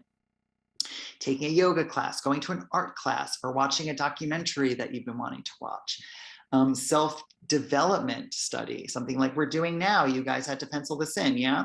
And then hobbies, fun hobbies, super important. Things you like to do that bring you joy. They could be silly, it doesn't matter. Planting, crocheting, knitting, dancing, putting on a leotard and dancing around like an idiot, lying in your bed, listening to something, watching West Side Story. I don't know, but these things, anything that's joyful is self-care.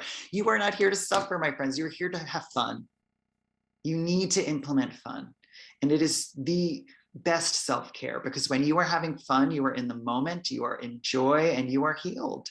When you are smiling and laughing, you are not in trauma, you are in the light. And so all of these things are meant to bring you into the light. As silly as brushing your teeth mindfully is, it's meant to bring you closer to the universe, connect you with the joy that lives within you. All of these things really are going to connect to that beautiful light that lives within you, and it's going to expand it. And if you need to listen to, you know, I don't know, a Janet Jackson song and lip sync in the mirror, and I've done that, to connect to that light, then do it. Then do it.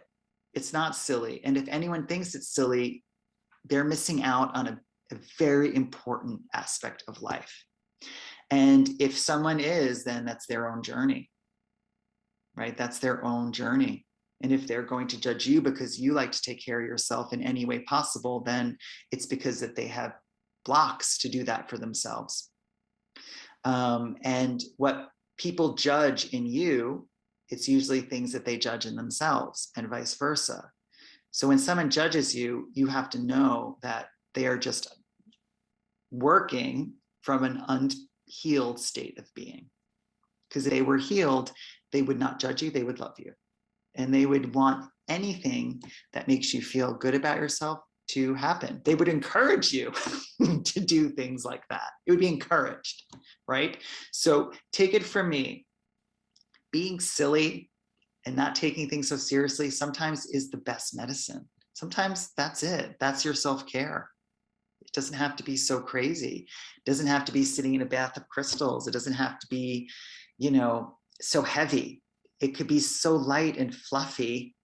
And that's the way it should be. When I connect with spirit and I converse in that way, spirit is always light and fluffy and silly, because they don't want things to be heavy for you. There's so much heaviness in this world. They don't want you to experience that. They're always saying, how can you lighten up? How can you make it lighter? How can you make it more simple? How can you simplify this? Don't make it so heavy, because you will experience heavy things. That's a guarantee. So self-care should be joyful. If meditation is not joyful for you, scratch it off the list. Then that is not your way for self-care. If you don't like music, then that's not it, right? If you don't like being in nature, then maybe that's not it for you. You need to find what is, right? Work with yourself, not against yourself. I will say that again. Self-care should be working with your personality, not against it, because then you are putting too much on yourself, right? And why do something you don't even want to do? Like, come on, right?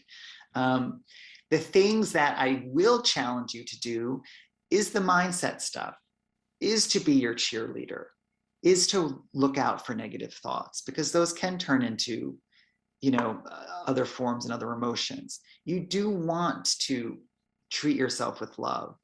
You do. And self-love is the other really important aspect of self-care, is loving yourself. And dare I say, after everything we talked about today, if you just wake up in the morning and say, today I do what brings me joy because I love myself, and you keep that little mantra in the back of your mind, you will move in that direction. You will start to move in that direction, and you'll start to understand it, how love is an active feeling. Love is not what we see in the movies. It's not that elated, crazy feeling. That is not love.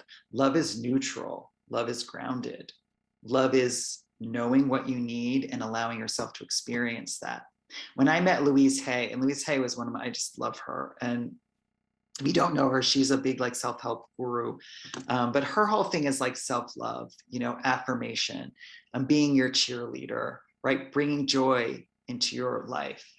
And when I met her, her energy was very intimidating because it was very grounded and very real. She wasn't swishy and, you know, she wasn't like that. It was very matter of fact. But I realized that's how I want to be.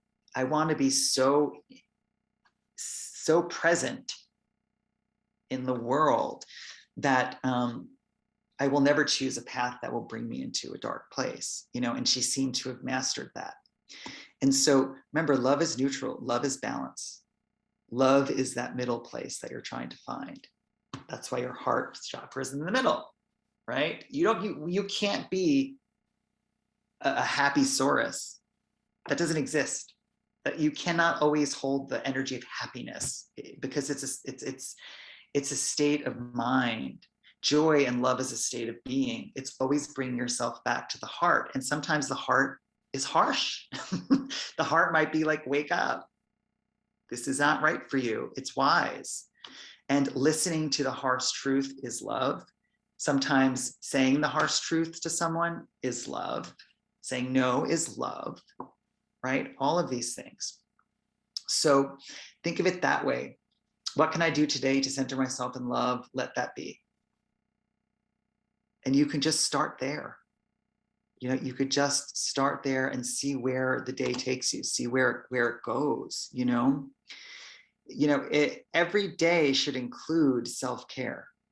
Self-care should be something that you do almost mindlessly. It should just be a go-to, really, for all of us. But we are blocked in many ways because of what people are saying, because of our own doubts, our own fears, right? So what I'd like you guys to do on your own is, by the way, I'm going to send you guys the PDF, so you'll have all of this. Okay, so you'll be able to see all this information, so you can go back and reference it. But what I'd like you to think about on your own is what blocks you from self-care. What blocks you from doing the things that you need to do? Because we'd have to work through that. Then there are lessons, we have to work through that. Self-worth is a big one. I don't feel worthy. I don't think I deserve joy. And many people have that because trauma usually creates that. And we have to start to learn to feel worthy, you know, and we might have to do a lot of self-care to get there. right? But self-care can get us there. So if you don't feel like you're a worthy person, you need to use self-care until you start feeling worthy, you know, so it helps regardless. But to know what's blocking you, quote unquote, or what's holding you back, is important to know how you're going to get through it and what you need to do, right? And how to be compassionate towards that. How to be compassionate towards that. Inner child work, I think Peggy mentioned that, is super important, and shadow work, because we all have that little child inside that needs something. And it's important that we acknowledge him or her and that we give them what they need. You know, something that they didn't have or something that was taken from them. It's very important, because you are that child. But sometimes if we see ourselves as a child, or we see ourselves as a little 5-year-old, you can find compassion. And that's why people do inner child work, because you're not looking at yourself as an adult. You're seeing yourself as a child.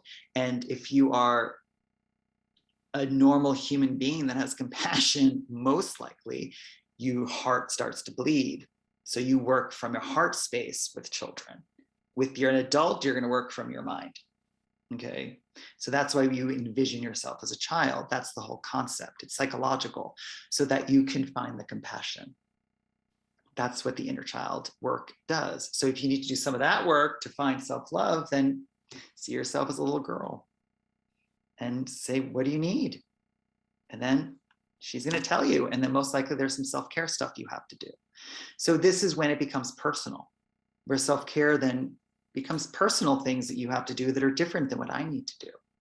So that's kind of an important aspect to healing. And for me, healing is self-care as well, right? To let go and heal things that need to be worked through in life. And so this is also about that. But the last thing I will say before we kind of move on, because I know some of you have to be somewhere, is that when you are in a state of joy, and all of these things we talked about today, my hope is brings you there, right? They're really trying to get you into that state of joy. When you experience that state of being, you are healed. You will fall in and out of being healed and unhealed, because we can never truly heal ourselves. But when you are in joy, or you're in Kabbalah, they say you're connected to the light of the Creator, you're healed.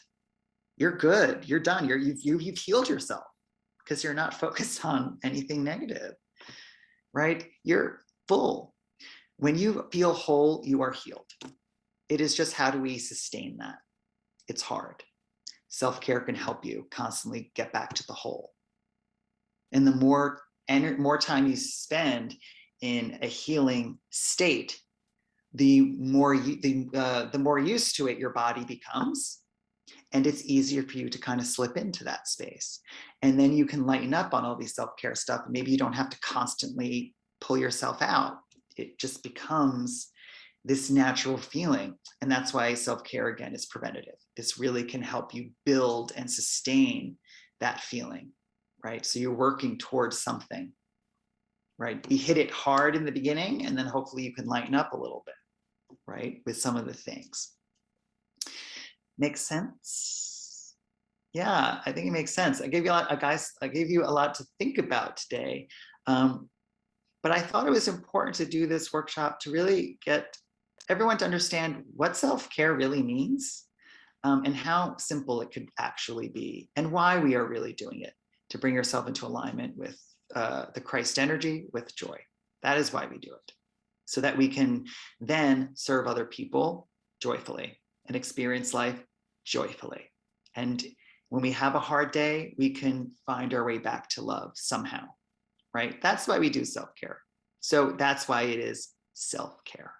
And people can call it selfish if they want. Great, let them live in that false reality.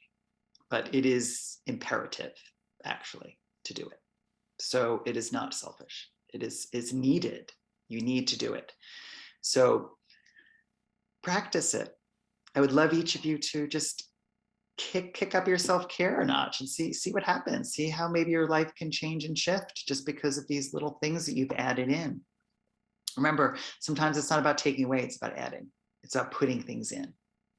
You're not fixing yourself, you're putting things in, right? Self-help is fix. No, we're adding.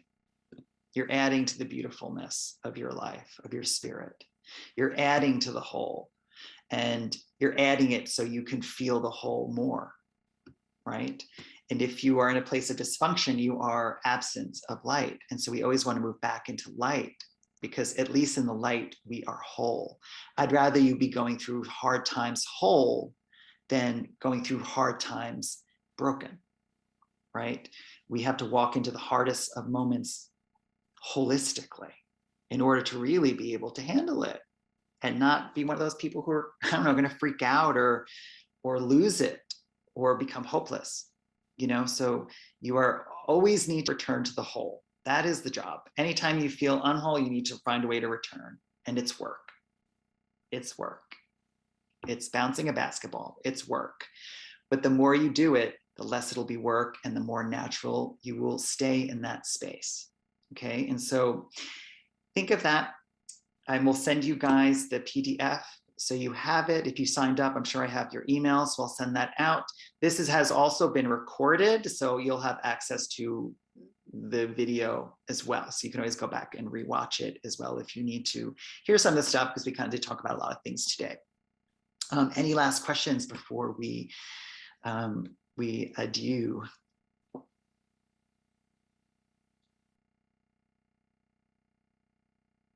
I'll say thank you so much. You're welcome. Actually funny, on my calendar for the last month, today at the same time as this workshop was a vision boarding class with my girlfriends. And I've just been in a very bad place the last couple of months, like transition, work-wise, personally, professionally, and everything. Yeah. And so it was this class, you know, it was like, I want to attend this class, but I wanted to this vision boarding, and I got some bad news. It's maybe not want to be around people. And so this class was exactly what I needed. Great. I'm so happy. So thank you so much, because I still have the materials to go do my vision boarding. Great. And I still have the champagne for the mimosas I was supposed to take. So I think today this class was more important, and maybe I'll have those mimosas tomorrow. Yeah. This is what I needed. So thank you. Yeah. Self-care. She practiced a self-care prioritizing, right? There is she practiced that today. What is going to make her feel the best? She chose that. And it's a choice. Sometimes we have to choose. I needed to stay in my cave, because I couldn't, I needed people, I would give my energy away, because that's what I do. Yeah. And I'm like, I don't have the energy to do that today. I need to stay in my cave and feed myself. Yeah. Take a break. So thank you. Pull back. Yeah, you're absolutely welcome. Have a wonderful Sunday wherever you are, and just go kill your self-care routine. Just jump into it. You guys are all wonderful and on such a great path. You're all there. Just tweaks, right? Have a blessed day, and we'll talk soon, okay? Thank you. You're so welcome. Bye-bye. Bye.